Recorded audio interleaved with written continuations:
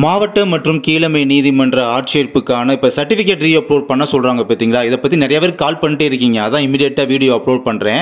இதில் வந்து 8ஆம் வகுப்பு தரம் எழுத படிக்க தெரிந்தால் போதும். இந்த 2 விதமான கேட்டகரி இருக்கீங்க.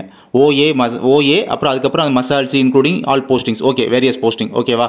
இந்த மாதிரி 2 கேட்டகரி இருக்கீங்க பார்த்தீங்களா. இந்த 2 கேட்டகரிக்குமே சர்டிஃபிகேட் அப்படின்றத அப்லோட் பண்ண சொல்லியிருக்காங்க. இது யாரெல்லாம் அப்லோட் பண்ணணும் பார்த்தீங்கன்னா, அந்த 2 கேட்டகரிக்குமே நான் சேர்த்து பொதுவாகவே சொல்கிறேன். நீங்கள் வந்து பார்ட் ஏல, அதாவது பகுதி ஆன்னு சொல்லுவாங்களா, அதில் வந்து மொத்தம் 50 மதிப்பெண், பகுதி ஆவன்னால 50 மதிப்பெண். இந்த 2லேயுமே பார்த்தீங்கன்னா பார்ட் ஏல ஒரு 20 மார்க்கு, பார்ட் பியில் ஒரு 20 மார்க்கு, 40 ஆக மொத்தம் 20 + 20 40 மார்க்குக்கு நீங்கள் மேலே இருக்கீங்க. 40 அல்லது 40 மார்க்குக்கு மேலே இருக்கீங்க.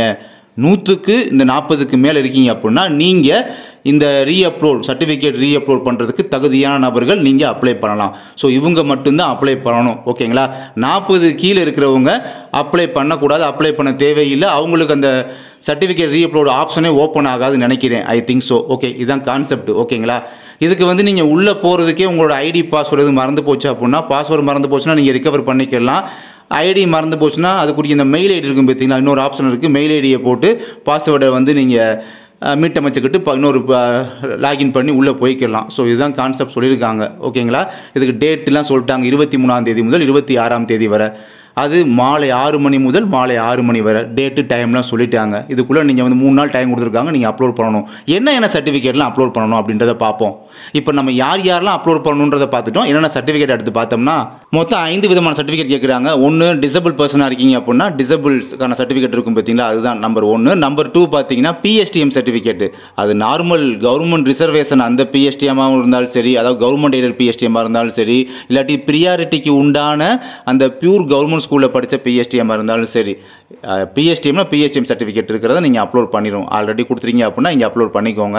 அடுத்து டெஸ்டிடியூட் விடோ 3வது, அவங்க இருந்தாங்கன்னா அவங்க அப்ளை பண்ணிக்கிடுவாங்க.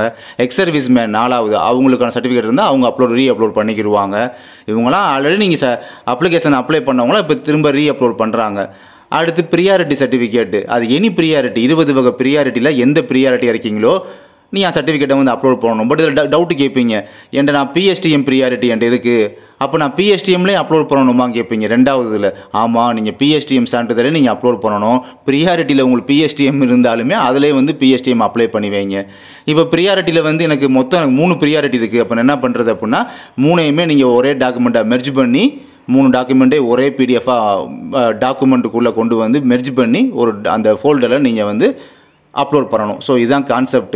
இப்போ கேட்பீங்க, நான் 100க்கு 40க்கு மேலே மார்க் இருக்கேன், ஆனால் நான் நார்மல் பர்சன் தான், எனக்கு எதுவுமே கிடையாது, ப்ரியாரிட்டி இல்லை, பிஎஸ்டிஎம் இல்லை, மற்றபடி இன்றைக்கி கேட்ட 5 சர்டிஃபிகேட்லையுமே நான் வரவே இல்லை, அப்போ நான் என்ன பண்ணணும்? நீங்கள் சும்மா இருந்தால் அதுவே போதும். நீங்கள் எந்த ஒரு ரீஅப்லோடு பண்ண தேவையில்லை. உங்கள் எஜுகேஷனல் சர்டிஃபிகேட் கூட திரும்ப ரீஅப்லோட் பண்ணுங்கள், கேட்கவே இல்லை. ஸோ நீங்கள் எதுவுமே ரீஅப்லோட் பண்ண தேவையில்லை, சும்மா மட்டும் இருந்தால் போதும், ஓகேங்களா. இப்போ இன்னொருத்தர் என்ன கேட்பாருன்னா, எனக்கு ப்ரியாரிட்டி மட்டும் இருக்குது கேட்பார். ப்ரியாரிட்டிக்கான சர்டிஃபிகேட்டில் கேட்டிருக்காங்களா 5வது ஆப்ஷன், அதில் நீங்கள் எந்த ப்ரியாரிட்டியோ அந்த ப்ரியாரிட்டி அப்ளை பண்ணிக்கோங்க.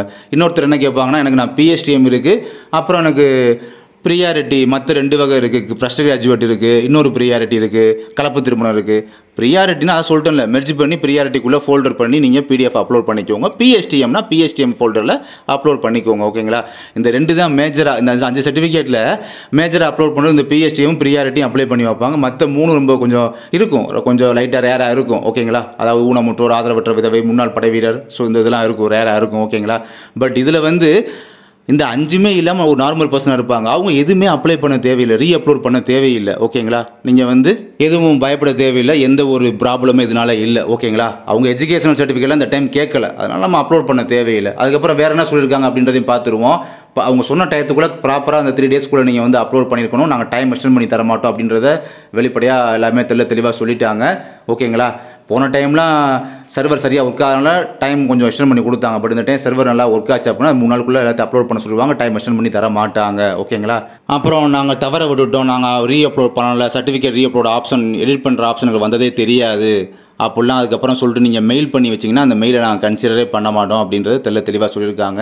முக்கியம் இந்த விஷயத்தை கவனிங்க. நீங்கள் ஸ்கேன் பண்ணி சர்டிஃபிகேட்டை ஸ்கேன் பண்ணி திரும்ப அப்லோட் பண்ண சொல்கிறாங்களே, இப்படி பண்ணுறீங்களே, அதை வந்து பிளாக் அண்ட் ஒயிட்டில் தான் நீங்கள் அப்லோட் பண்ணணும் அப்படின்றத தெளிவாக சொல்லியிருக்கிறார்கள்.